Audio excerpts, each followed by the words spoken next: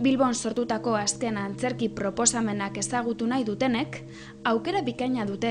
Izan ere, zirkuituaren 10. edizioa martxan dagoia da. Zirkuitua izeneko ekimena, esan bezala, orain dela 10 urte jaio zan.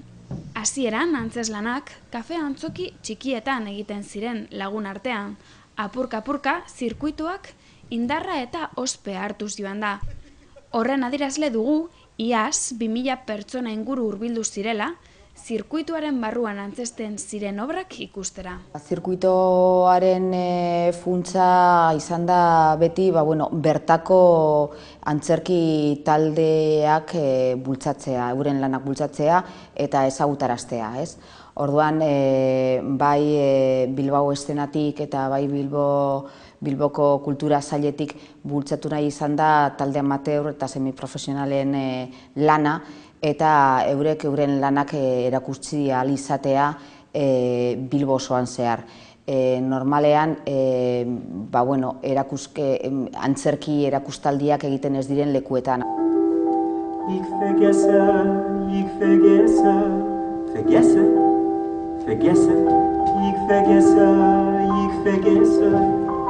Izan ere, zirkuituak duen beste helburuetako bat horixe da. Bilbok duen kultura eskaintzaren deszentralizazioa. Hirian aurrera eramaten diren antzeslanak, antzokia handi eta ezagunetatik atera eta beste eszenatoki batzuetara eraman. Horrela obrak, Bilboko barruti ezberdinetan ikusi ahal izango dira. Euren bizilekuen hurbiltasuna dutela, hau da, orain hemen San Frantziskon izango da, behintzat hemengo barrutiko jentea hurbildu ahal izango da, nahiz eta publizitatea edo barruti guztietan egiten den, eta hurbil daiteke beste dozein barrutiko jentea. Baina bai ematen duela horrelako hurbiltasun bat, edo Otxarkoagan egiteak, edo Deustun egiteak, edo badu ematen du horrelako hurbiltasun bat. Eta gero taldeei eramaten die, aukera, ez dakite, eszenatoki ezberdinetan entzaiatu eta antzestu ahal izateak, ez?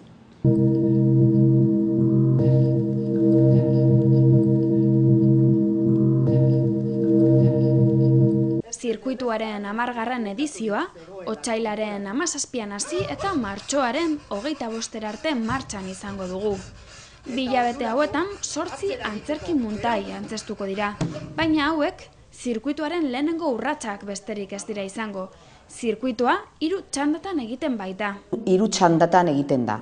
Hau da, negu partean otsaila, urtarrila oso hilabete desegokia da, otsaila eta martxoa, lehenengo txandan gaude, txanda honetan 8 taldek hartuko dute parte eta 8 emanaldi ezberdin, urrengoa izango da apirila eta maiatza, eta hor gutxienez 8 talde edo albadugu gehiago hartuko genituzke, eta emanaldiak gehiago izango dira, oraindik ez daukagu guztia itzita, baina ziurrenik emanaldi gehiago izango dira, behintzat 3-4 emanaldi gehiago, beraz 11 edo 12, eta gero azkenengo partea urritik abendura, eta beste 12 edo guztira 26 pentsatuta daude, gero ikusiko dugu, taldeek egin ahal izango duten, edo ez, edo itxi gabe dago.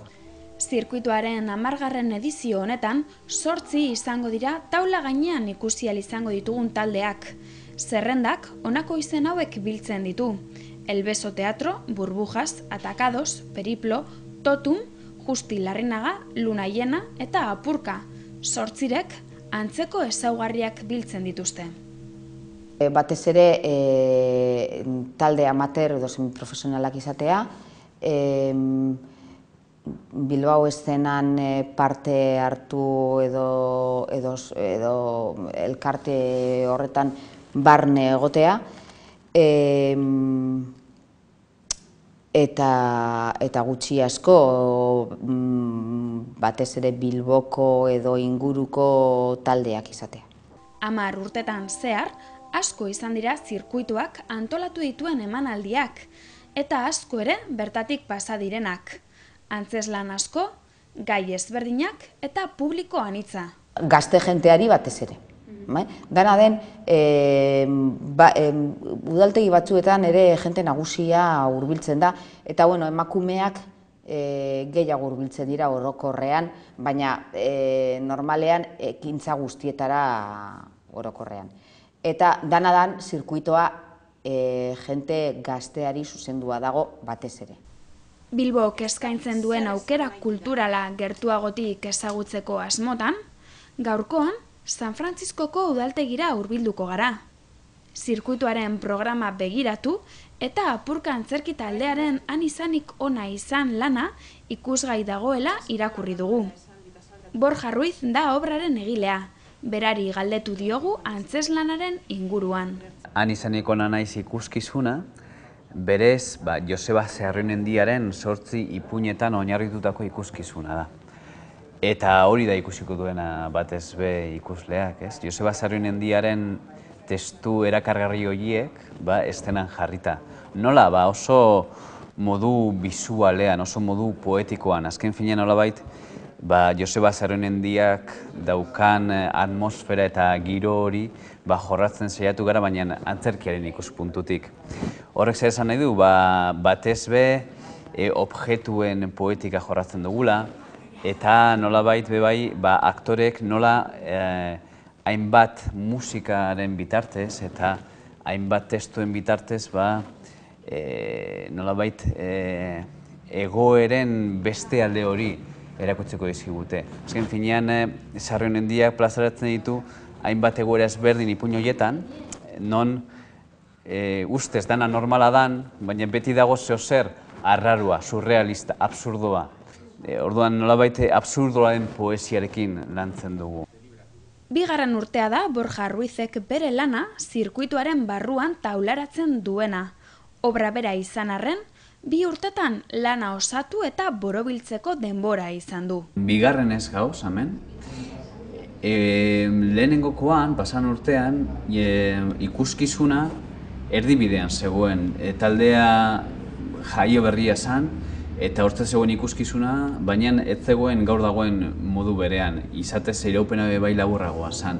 Orduan, lehenengoko horretan, nolabait ikuskizuna ikuslegoarekin frogatzeko aukera paregabe izan zen. Gainera, jende asko etorri zen, guk bagenekien euskera zala, eta ala izan dabe, egun ginen leku guztietan bete genuen, eta jendeak oso ondartu zuen. Guretzat izan zen lehenengo aukera ikuskizuna egiteko eta nolabait ikuskizun horri jarraibidea emoteko. Eta aurten, bigarrengoko aukera honetan, nolabait ikuskizuna luzatu dugu, borobildu dugu, eta jadanik bukaerako bertsioa aurkeztuko dugu. Han izanik ona izan, sendagaitzak diren 9 ipuin txiki ezberdin kontatzen dizkigu. 9 istorio, 9 leku, 9 garai. Nola taularatu hau guztia, printzipio zerreza ez dan lanak, taula gainean berezko koherentzia lortzen du. Izatez oso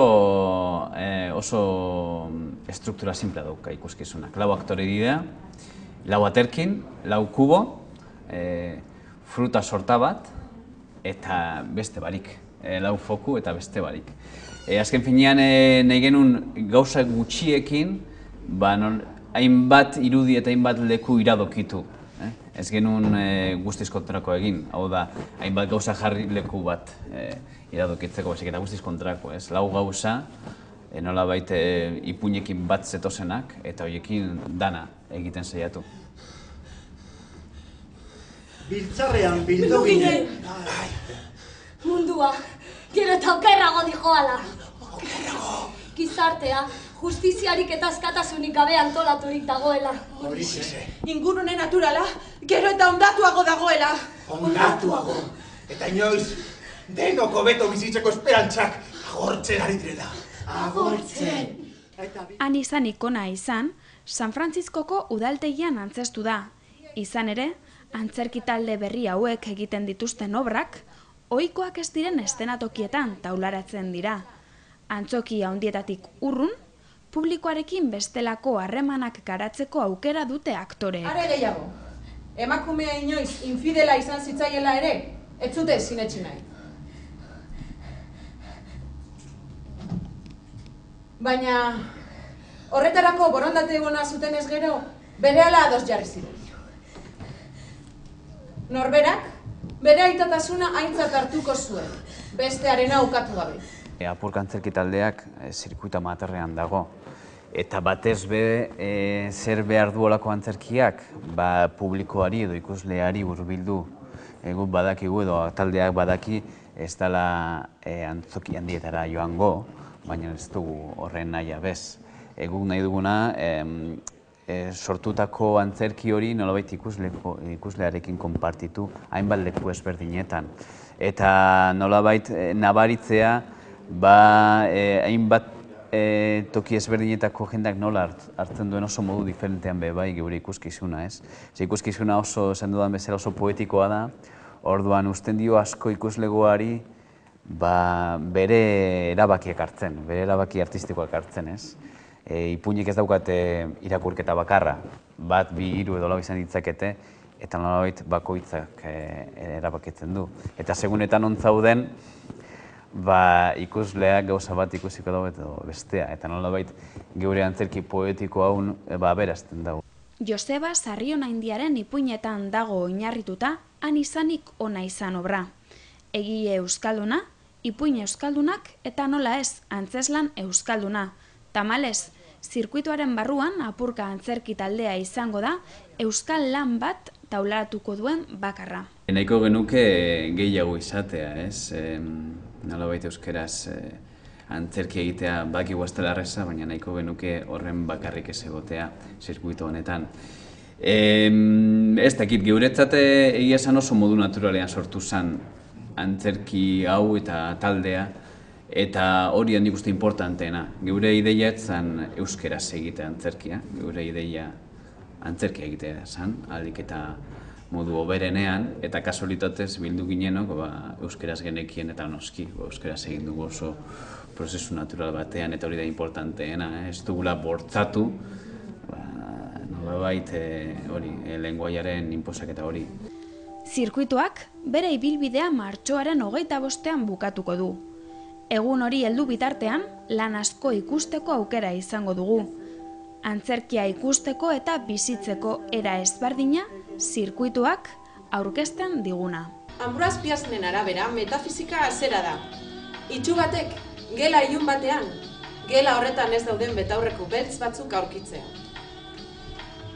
Munduko populazioaren laurden bat, goseak hilda bizi da. Munduko populazioaren beste laurden bat, ostera, gosea alde batera utzi eta gehiegi janez bizi da. Eta hauxe bera da, hain zuzen ere gosearen mendeku.